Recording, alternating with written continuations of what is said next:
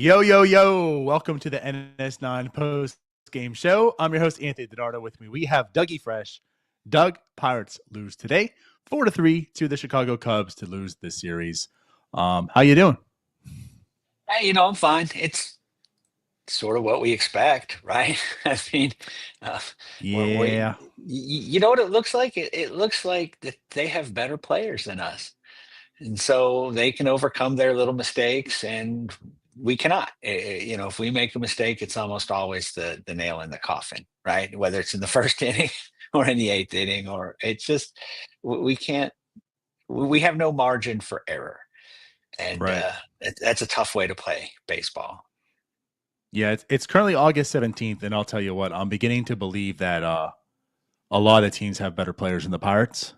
That's the I way mean, it seems right now. it's So, starting to look that way, right? I don't want to yeah, jump to any conclusions. I think it might be time to turn to look to 2026 because I'm not sure if we're going anywhere this season. But no, I mean, for real. So today starts. It's going to be a bullpen day. That was the stir yesterday. Andrew Heaney being announced as he's being demoted from the rotation, going to be put into the bullpen. Today was going to be his day to start, right? So there's a lot of questions of like, why not just let him start today? Carmen Mlodzinski gets a start, again, like for the bullpen day. And honestly, he pitched well. Now, Yes, he granted, he did. doesn't go deep, but one thing I want to point out also, not only has Andrew Heaney not pitched well, right? We know the ERA since June 1st has been very bad, 6.6 something. Today it's going to go higher, as we'll talk about later. But also, it's not as if Andrew Heaney's been pitching deep. Only 3 of the last 9 starts he's made, he's actually pitched more than 4 innings. So the way I look at this is, if Andrew Heaney was starting today or not, it was going to be a bullpen game. Right. Yeah, it's just, I mean, it's pretty simple formula. If he's not pitching well, he hasn't pitched well in a couple months. We can tie this to all sorts of, bonuses and, incentive clauses, that sort of thing, but he's been terrible. And he himself said, right, I'm not pitching good. And there's young guys here that have earned opportunity. I don't know if Mlodzinski's the guy for that, but he pitched well. He pitched 4 innings. He gave up a run. That, again, all you can ask. And that run was, how did there was an error, and Nick I don't think that Gonzales was an error. had an error. Yeah. Yeah. And yeah, I mean, to kind of get your point here, right? Like how good he pitched. It was an error by Nick Gonzales. It allowed, I Right. think, Pete Crow Armstrong to be on second. And then, I'm sorry, to be on first. Then he takes off and takes second base. And then it's followed by a triple, which bounces off third base bag. I mean, a little bit unlucky there, like to some sense, but or no, that wasn't the third base bag, was it? I don't know if that was. Not sure which one. There That was was one that bounced off Holderman. the third base. That was the Holderman meatball. Yeah. He threw that That 83-mile-an-hour was slider. my bad. That was when Hap singled to center field, and then Pete Crow Armstrong scored from second. That's right. Yeah, Ian Happ. What a surprise. Right. But yeah, it's just, we don't have the bullpen right now that can kind of get us through a bullpen day. Um, it's just, the bullpen has been pretty good. It's taxed. It's as is every bullpen gets, this time of year, pitching staffs get run down. But yeah, when you're going to, Haney and Holderman, times are tough. Times are It tough. is. The struggle is real. Right. And again, like I do want to point out, Mlodzinski started early on in the year. They gave him the opportunity. It didn't go so well, also because he couldn't find himself going deep in the games, right? The first inning always looked really, really good. The second inning looked good. Even the third inning looked good. It always seemed like the fourth. And of course, like into the fifth inning, things unraveled for him. Now, he does only go 4 innings today, right? So it's not as if he looked as if like a true starter when it was a true starter form, but he does go 4 innings. And like you said, those 4 innings were really good. I mean, it is the Chicago Cubs. They're a very talented team. He threw the whole kitchen sink at them. It was very efficient. The 4 innings he pitched, just 1 hit. And again, the other guy that scored got on due to error. But albeit, right, does get an earned run those 4 innings. But also the 4 innings that he pitched, he threw just 44 pitches. Sorry, I had to go double check on that. 44 pitches through 4 innings. So again, like he was very efficient in those 4. I mean, a true starter could certainly go more than 4, but he's not stretched out at this point in time either. He's like your bulk guy, but a very impressive start. For a bullpen game, he allowed this team to certainly win. Yeah, bullpen game on the road against a good team. He left having given up 1 run after 4 innings. You can't ask for any more than that. He did a great job. It's the rest of the team's got to pick him up, and as usual, that did not happen. Right. So the reason I really want to put this out also is for the fact of like the whole Andrew Heaney scenario, right? Like, why not allow Andrew Heaney to start today? It was going to be his job. Like, just start today. Let him get his incentive today. He makes his start. He's on schedule. You don't have to worry about a bullpen game, and you can just move on to the next guy up, and then maybe worry about his next place in the rotation. That's when, like, after today, you put him into the bullpen, allow him to start today. And I mean, the way I looked at it too, and I said on Twitter, and I think it showed today, even though he's scheduled to start, they probably think there's a better chance of having a bullpen game today and securing the win. And again, as shown, right, certainly the way Andrew Heaney's been performing, and of course he also gave up a run today and just 2 outs scored. But like, they did. Like, this was probably the right call. Carmen Mlodzinski pitched well enough to allow this team win. If Andrew Heaney was up there and he had to go 4 innings, what were the chances he was coming out there with just 1 earned? Right. Yeah. And to producer's point, we're going to get to the hitting. We have faulted the hitting all year long, but the pitching today was part of the game. So we're going to talk about Mlodzinski and Heene and Holderman, that sort of thing. Yeah. Right. This was a scheduled Heaney start. More than likely, after 4 innings, we're going to have given up 3 runs or something. So, you knew you were going to have to score today. You knew that the rest of the bullpen was going to have to be effective. And again, so they went with Mlodzinski. They got off to a great start. Again, the pitching wasn't the real problem today. And it hasn't really been all of this year. There's been some of those games, those Colorado games, that sort of thing. But generally speaking, the lack of hitting has damned this team all year long. But that being said, aware of who your hitters are when you're bringing in Heaney and Holderman, that's really crossing your fingers and hoping for the for the best. Heaney gave up a run, Holderman gave up a run. I think that's how so maybe not even necessarily the worst thing, but again, that's a lot of runs for this team to overcome, and it proved too much today for sure. Yeah. Again, like, it was 4 runs we're talking about. It certainly could have and should have been, winnable sense. I mean, they do score 4 here. It was just a mixture of just like all around, like that bullpen, like you said, isn't good enough. Now, I do like the idea of Andrew Heaney going into the bullpen because, like you said, like, this bullpen is taxed. When you need to have some like needless innings to bridge up and a bad start, instead of it being an Ashcraft, of course it's not Ashcraft, he's in the rotation now, or a Carmen Mlodzinski, which I feel like might slide back into the rotation. Like, I'm hoping and assuming he's not going to be like a starter going forward. Andrew Heaney can give you those needless bulk innings, right? So instead of hurting the team to start out the gate, he can come in when the team's already hurt and done. Today, a little bit different, right? I mean, again, this team is taxed. He's fresh. His schedule starts today. So Colin Horman does come in, and Colin Horman does look bad. And I know you said you want to talk about the hitting, but again, like, the pitching side of this also, this is where we're at. Like, Colin Horman is coming in here in it's a tied ball game, right? It's a bullpen game. Carmen is only going 4. You got to get some length in here. And you're right. Like, we're talking about, like, this bullpen is depleted. It's taxed. You have Colin Horman up now, and Colin Horman is doing exactly what Colin Horman does. He walks the leadoff hitter.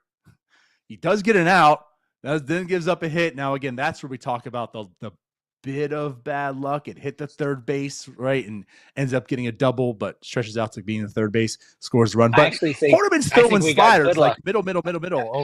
I think we got good luck on that, because that pitch should have ended up on Waveland or Sheffield Avenue. It was 83-mile-an-hour slider right down the middle. It wasn't bad luck that it hit the base. It was good luck that it didn't go out of the park. Again, this team can't hit, score runs. I know that. Everybody in our chat knows that. I'm sure Donnie Kelly knows that. And so I'm sure that you have to, bring that into the calculus when you are who's going to pitch. Yeah, yeah. Ben's famous calculus there. It's not part of the calculus, but I mean, you know, you brought Holderman into a clutch situation. Sure, it was an eighth or ninth inning, but it was a high leverage situation, right? The game was tied, the game was still within reach, that sort of thing, and Right. he didn't deliver. He threw an 83-mile-an-hour slider right down the middle to a pretty good player in Dansby Swanson. And the Which also expected wasn't result. the first time in that at bat that he did it. Right. Yeah, exactly. I mean, again, we didn't get bad luck in that. We got good luck. He missed he missed a few and then didn't just extremely, knock it, like I said, Yeah. out into the No, you streets. make a good But point there.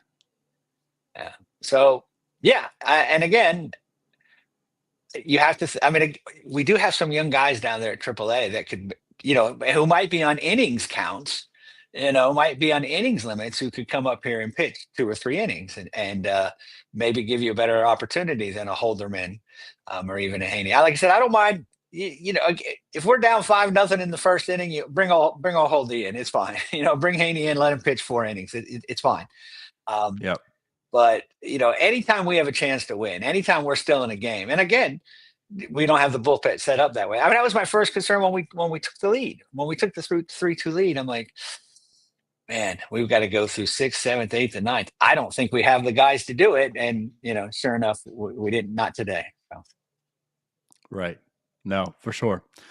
Which we didn't. And like you said, with the excuse me, with the offensive side here, I mean, this game went back and forth a little bit. Cubs went out to a 1-0 lead. Pirates come in and they also tie it back up. I mean, it wasn't like a scenario where the offense was just completely void of anything and they were never in. I mean, this was a close ball game up until the very end. The entire time. And every like the Cubs took the lead, the Pirates came back. Cubs took another lead. Pirates came back and they took the lead, right? They didn't just tie it. So, I mean, it went a little back and forth. Not a whole lot of runs were scored by either team here in total. But I mean, again, like in the third inning, IKF singles. Spencer Horwitz gets a double, scores IKF. So, again, it was a one ball game at that point in time. But ultimately, like you're talking about here, like the offense did not come through big enough. 13 times, right? 13 runners in scoring position. They went, they went 3 for 13 today with runners in scoring position. So again, like they had ample opportunities to score. Right. It took them that many times to just get the 3 runs, where the Cubs were 3 for 8 today. Right. They maximized that a little bit more. But right. I mean, again, like it wasn't that they were just blown out. There was just, the offense was complete void of anything. But it's just they're not good enough. And I do want to point something out here as well to lead to that. As we put out there as a big graphic today, heading into today's game, there's not one Pittsburgh Pirate, no matter how many at-bats, how many plate appearances, there's not one Pittsburgh Pirate who had a 100 weighted runs created plus or higher. Every single hitter on this team is a below average hitter. Yeah. It's right. And I mean, I'm starting to get enthused because Brian Reynolds has got an OPS of over 700 now. I mean, our bar is so low. Our bar, and I mean today after Horwitz knocked in that run with the double, I'm like, I'm starting to believe. I mean, he's hitting doubles. I never thought he was going to be a big home run guy, but if he can fill the gaps up, get some doubles and that sort of thing, and then I look and his OPS is, and what was his? He's 699. It's like I've been so beaten down by bad hitting and lack of hitting that I'm getting excited about guys with 700 OPSs. Like, we should have 4 guys on this roster with 700 OPSs, and we do, but they're our top 4 hitters as opposed to those should be our bottom 4 hitters. So I mean, Gonzalez and Horwitz look like they might be part of the solution. You know what I'm saying? But we need 2 more of each of those guys, right? And then production from the bigger guys, Yeah, it's like you need 2 more of those guys, but then you also need you absolutely have to have O'Neill Cruz at his peak. Right. Like Cruz can't has to be at his peak. Hitter. Reynolds has to be at his peak. Reynolds got to come. Right. And you need to find somebody, a left fielder or a third baseman that is also a 775, 800 OPS guy. And then you can get by with those other guys. Because that's it. we get guys on base. Triolo will get walked. Sawinski will get a hit. That sort of thing. Joey Bart will do something, but usually that's followed up by 3 guys hitting 170, and it's a hard way to score runs. I mean, it's harder and harder than ever to hit in baseball, for sure. And we're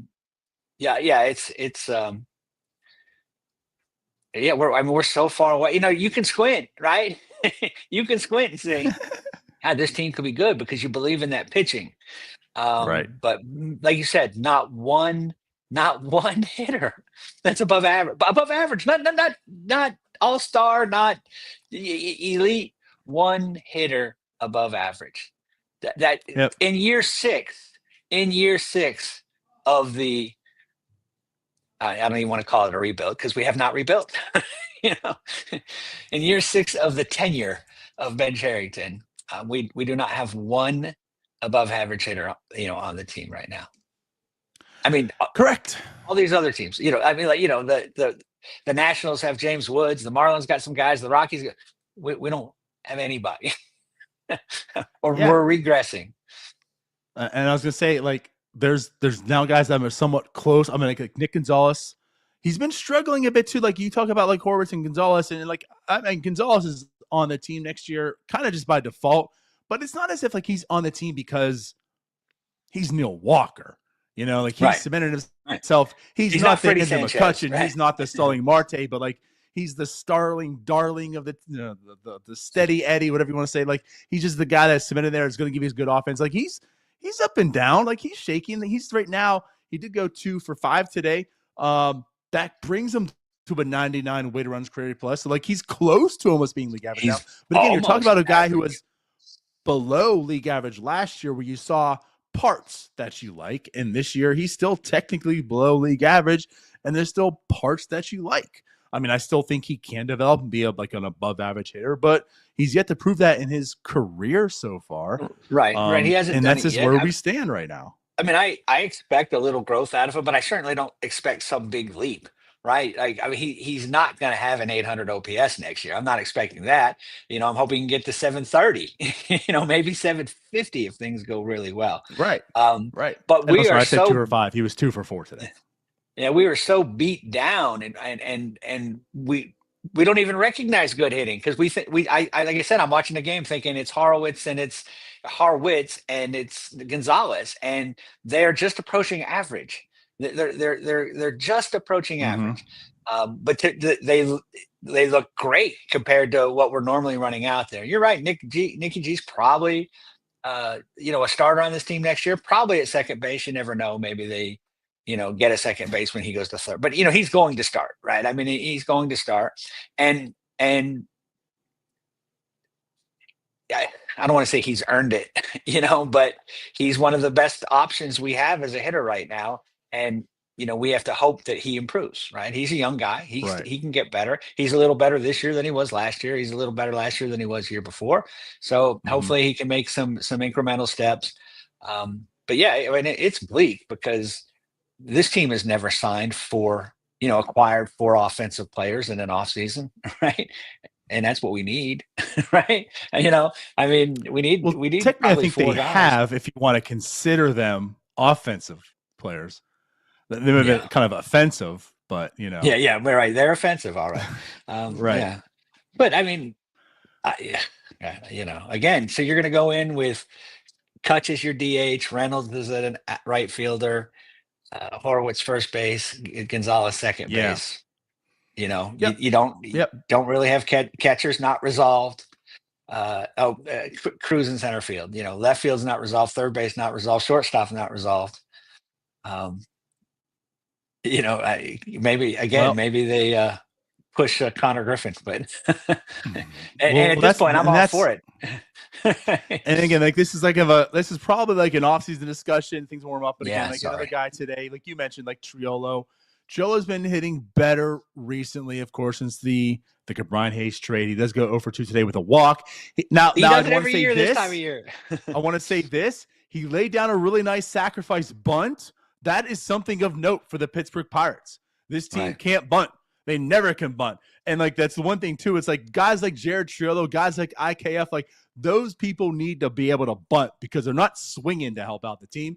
Jared Triolo lays out a good bunt today, and that helped some things as well. Didn't really capitalize, but it helped some things as well. But like, nearly Jared every guy on Triolo this team should be working on their bunting in the offseason, right? I mean, Henry Davis needs to absolutely. know how to bunt, right? Triolo needs to know how to bunt. God bless him, Sawinski. I can't even. I don't want these people here next year, but if they're going to be here, they better do a lot of work on their bunting because that's, if Triolo gets on, let's bunt him over, Sawinski. Let's not even. Let's just let's do something. Try something. And that was the precursor to the Triolo bunt. Another one, Jack Sawinski. We've seen this song and dance, right? He's had a lot of plate appearances. He's performing a bit better of late. He walks today. He hit the screaming double. I mean, right into the wall, gets stuck into the ivy. So he's on second. And then Triolo does better, like the sacrifice bunt, get him over. Like Jack Triolo. Jeez. Yeah, let's combine them both. Maybe if we combine Jared Triolo and Jack Sawinski, maybe we can get a better hitter. A little bit more contact, some power, right? Offense, some defense. Maybe that's what we need to do. But no, not Jared Sawinski. Jack Sawinski, again, does have a decent day at the plate today. Doesn't strike out at all either. So again, like there was parts of offense, but just like usual with this team, they couldn't capitalize. They would get guys on base, right? Not able to really drive them in and score. We scatter offense. That's the problem. We can't group it together often enough because we don't have enough good hitters. Yeah, right. So again, like going back a little bit here as well. Again, so obviously, again, it was a close game. We talked about, Colin Horman coming in there. He does do Colin Horman stuff. Andrew Heaney then comes into the game, right? Because Holderman only records 2 outs, given that one. Andrew Heaney comes in, and you're thinking, well, here it comes, right? Here's Mr. Incentive. He just needs to pitch 3 outs, get his $50,000. He's coming in relief. Holderman is only able to get 2 outs, comes in. He's going to do it, right? He's a lefty. The matchups are there. Holderman comes in, escapes, and gets out of that inning. Ends the inning. Only 1 run to Holderman. Good stuff. All right, Andrew Heaney, you're back out now for the 6th inning. Go ahead and just get through the inning, right? Bridge it over. You're here to make more than, He's in line for the win. He's in line for the win because the Pirates took the lead, right? You're going to get the win. You're going to get $50,000. Go do your thing, Andrew Heaney. And Doug, can you enlighten us? He got his $50,000 today, right? Because all he needed to do is record 3 outs. Yeah, but he only got 2 outs. Oh, so he didn't get his incentive because he did not get his 50. No money for you. Yeah. I'm sorry, Andrew Heaney. Yeah, he didn't quite. He only got 2 outs in a game where we needed, a bullpen game, and he's kind of the bulk guy. He got 2 outs. 2 outs. Yeah. And I know the Cubs are a good offensive team, but they have been struggling. Like you could have taken the opportunity to keep them struggling instead. Right. But right. I mean, Andrew Heaney, again, you can argue back and forth what's right, what's wrong. He comes in, leadoff walk right away. We talk about how that, I mean, you can't do that. Can't do it. There's a guy in 2nd and 3rd, right, with just 1 out. It's a close game. I mean, sure, you can just gift someone like, here, let me just award you $50,000 and keep you in the ball game. But again, like also you are a manager, you're trying to win baseball games. Like, sorry, Donnie pulls him. The right move. Like, there's 2 guys in scoring position now. This is a close ball game now. This is still a very winnable ball game. We got to get him out of there. And then comes the Sugar. Now, Sugar, of course, allows the run, which is because he gives up a weak blooper that goes in between second and center and right. And Simon tries to get it and doesn't and just falls in there, and the run scores. Yep. Tie game. Blown save for Sugar. Yeah. Yeah. So that happens, and then Sugar does get out of it, goes the next inning as well, bridges the gap there for Mattson. And then Mattson, of course, ultimately gives up the run, the go-ahead run by the Cubs in the 8th inning, which then turns over to the 9th. Doug, the Pirates needed to score 1 run to keep the game going, and also The Pirates needed to score one more run to ensure some team today was going to hit 5 runs as a team and therefore hit Ryan's FanDuel lock of the day, which he chose the Cubs to score over 4.5 runs. So in order for the Pirates to for Ryan to win today, the Pirates had to score a run in the 9th inning, and that's when I knew this game was over. Right. Yeah, it had been sealed. The fate was sealed early on. If they needed, right. That's correct. Oh, all right. I don't know. We might have to redefine. I don't know if lock of the day is the appropriate title for that segment there. but like it's well, so it is fun. A lock. This is pony level stuff. Go the other way. Yeah. And that's what I'm saying. Like it's pony level. When that's a Ryan, buddy, a stop pony. Lock is right twice a day. Right. I mean, come on, buddy. You got. I believe in you. So often, Andrew Filipponi will say something like, that makes sense. Like it's not like something stupid, egregious. And like with today, like it's a bullpen game. Like it is a bullpen game. It's the Cubs at home. They're a good team. Like Carmen Mlodzinski, like he can get blown up, and then what's going to happen? Andrew Heaney's going to come in. Colin Horman's going to come in. Like, yeah, this Cubs team scoring 10 today. That sounds like a lock to me. But it's Ryan, so therefore, it ain't happening, and it didn't. And it's like Mlodzinski, even, like as bad as Horwitz and Heene were, like as a unit of that, like they still only gave up 1 run apiece. There you go. Read that, would you please? Yeah. So shout out to Mike B for the $5 super. Says, why the hell was Colin Horman even recalled from Indy, let alone come into a tied game here? What the heck are we doing? I'm so sick of this team. Well, they traded half the bullpen away. David Bednar's out there making saves for the New York Yankees. They need arms, and now they I don't know what to tell you. Yeah, they have it constructed. It doesn't seem like they're, have the best people available in the bullpen, and some of that's timing and circumstance, and some of that's just bad bullpen. Bad use of the roster. Yeah. I mean, you can argue, and I can make the argument of Moretta. Like, why not just keep Moretta here?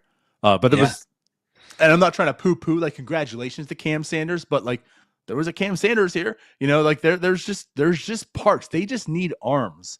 They're going to be working, I'm sure, this up and down game the rest of the year.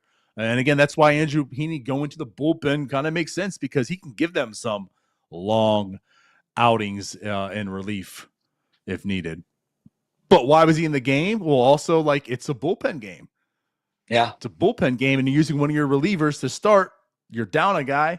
Like, you're going to need some innings.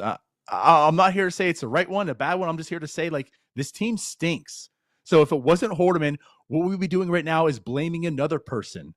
Why were they in the game at that point in time? You probably weren't going to get through this game without having to use Holderman at some point, right? And the Pirates aren't going to have a lot of big leads to be able to throw him in. So, we can only kind of put him in mop up there. Yeah, I agree. He shouldn't be pitching in a tie game, but you got 5 more innings you have to cover, in this game. And there's a game tomorrow too. It's not like this is the last game and then they get a 3-day break or something. So I don't know. When you have a team filled with bad players, bad things happen. And, I'm not defending Donnie Kelly or anybody. It's like, you look down that bench, there's not a lot of good options, not to bring it as a pinch hitter, not to bring it as a reliever, not to,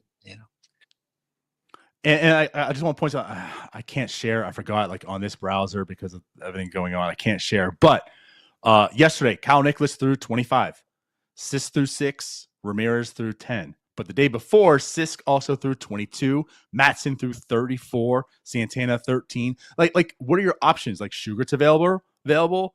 Mlodzinski hasn't pitched, but Mlodzinski's starting. There's Heaney.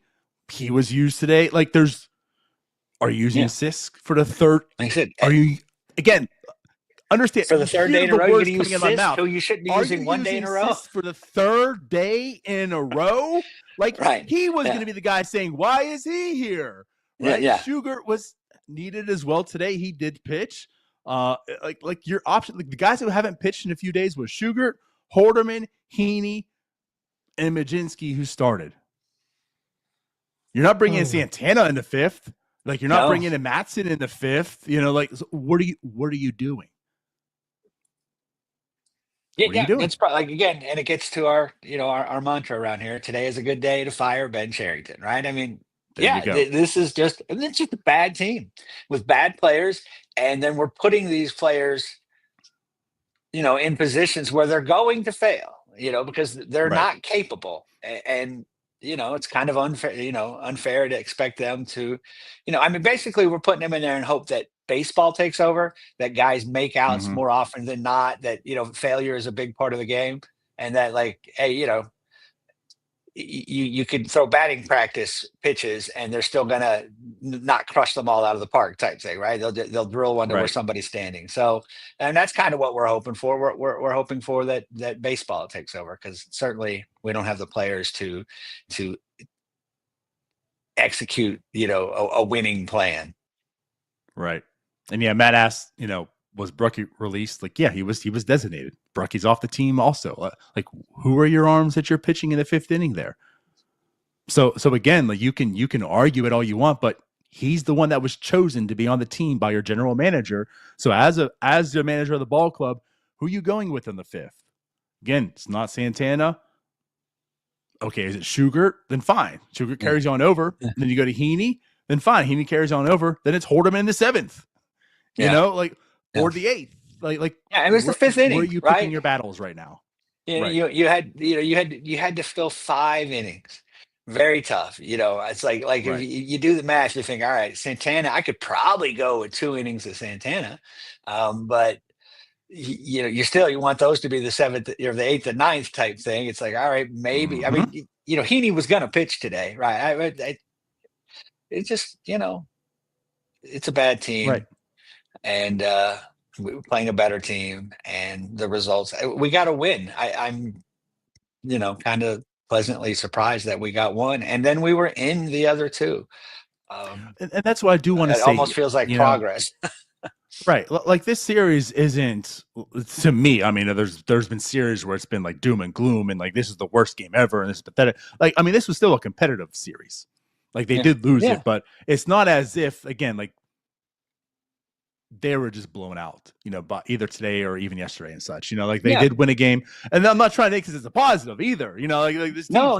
It still losses, and it shows. Series, like it was just a pathetic one. They looked awful. I mean, there were still errors. Like again, Nick Gonzales making the error today was costly.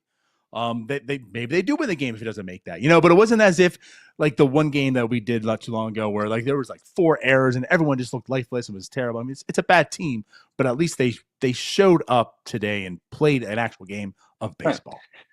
Right. And I mean, you compare these 2 rosters, compare the 2 payrolls, and what do you expect, right? The Pirates are lucky to get 1. I mean, it's just the truth of the matter. And they got 3. So yeah, the luck was on their side. Yeah. So, it's the Pirates, we're not doing anything in the margins to win these games. So, it's not like we develop better or we field better, or we, execute better. We don't do any of that stuff. So, as Simon showed in right field tonight. Yes. And the other again, teams like do. That's not really like his position. Right. Yeah. Well, again, that's a Ben Cherington special. Get a guy who's not very good at his position and put him in a new position. Right. It's like, great. He wasn't good at doing this. Now we're going to put him in, where he's something he's never done before and hope for positive results. Again, it seems to me when you have a limited payroll and limited, budget and stuff, that you should be trying to find, you should be doing that Bill Belichick approach, find out what a guy does well and only ask him to do that, as opposed to find out what a guy doesn't do well and then double down on that. But that's what Ben Cherington does. Well, there it is. Well, hey, the series is all over now. We can move on. Toronto. Yay. Pirates are now 21 games under 500. And now they take on the Toronto Blue Jays, which again are talking about good teams. Now the Cubs are a good team that's struggling. The Blue Jays are a good team that is clicking, kind of like how the Brewers were. So, Paul Skeens tomorrow. Paul Skeens might be a That's different what we series. have. Yeah. Yep. Paul Skeens. False games tomorrow. So there you Which go. I'm kind of mad because it looks like he's not going to pitch in St. Louis next week. I don't know how, maybe we'll see. But if he's pitching in St. Louis next week, I'm going for sure. So, Oh, nice. Well, then but you I can don't know if I want to maybe hopefully stand with the rest of the St. Louis fans and give him a standing ovation. Yeah, when he give leaves a the standing mound, like they ovation seem to and we do talk every about what a time. great group of fans we are, right? Right. So, right. But anyways, let's get out of here. We'll be back, of course, tomorrow, Jim and I, for a Bucko Brew to talk a little more about this team. As always, we love you all. We appreciate you sticking around still through the end of August and hopefully through September. But we'll be back. We'll see you guys later. Like, subscribe, do all that good stuff. Is that official? Is Jim breaking news that Connor Griffin's going to Altoona? Well, someone had said it earlier that Noah Hiles has reported it, is what they had said. I didn't see. I can't remember who said that now. Connor Griffin, up there. per Noah Hiles, Connor Griffin, the top prospect in baseball per MLB Pipeline and Baseball America, is headed to Double-A Altoona. Story here. Breaking news. I'm excited. So I know It'll be a we'll great discussion tomorrow. Bucko Brew. That's for sure. It'll be great. You guys got something positive to talk about instead of just recapping this recrappy week. We love the recrap too. But no, for real, for all the negative stuff, for all the bad stuff, this highlights exactly what I've said as well. Good, bad, and different. The one thing the Pirates have seemed to do is let the players dictate their path to promotion. I don't think they slow play, guys. Connor Griffin is going to be in Double-A Altoona. This isn't the last 2 weeks. He's going to have almost a full month there in Altoona. I love this move. So stay tuned. Well, I guess I'm going to say stay tuned, but come back tomorrow, 7 a.m. We'll be talking about Connor Griffin going Altoona, what this means and what this maybe means for 2026 Pittsburgh Pirates. Right. Again, if this was a normal organization that you could follow their logic, you would think, this means Connor Griffin might be coming up next year. But maybe. But hey, please, at any rate, 3 levels, 1 year by a 19-year-old. That's something. And he's not just getting by. You know what I'm saying? He's dominating, right? He's not just holding his own for his age and that sort of thing. He's the best player on the field, it seems, at every game he plays. So that's exciting. I don't want to get into the selling of the prospects because I don't believe in prospects until they've come up here and done it for a while. But Connor Griffin's exciting. I get it. I absolutely get it, Doug. But, for Connor Griffin. And you guys need to keep believing. That's all I got to say. All right, we're out for sure now. We love you all. Thank you for staying with us. We'll be back tomorrow. We'll see you guys then. Bye-bye. Let's go, Bucks. All right, that wraps up this episode of North Shore 9. Thanks so much for tuning in, whether you're listening on the podcast or catching us on YouTube. If you enjoyed the show, please give this video a thumbs up, and don't forget to hit that subscribe button if you haven't already. It really helps us grow. And if you're listening on the podcast, a quick review goes a long way in helping others find the show. Plus, be sure to tell a friend about us. There's always room for more here in the NS9 community. And for those looking to support us a little more, consider joining our Patreon, become an MVP member, and get exclusive perks while helping us continue to bring you more of the Pirates content you love. Thanks again for all your support, and let's go Bucks.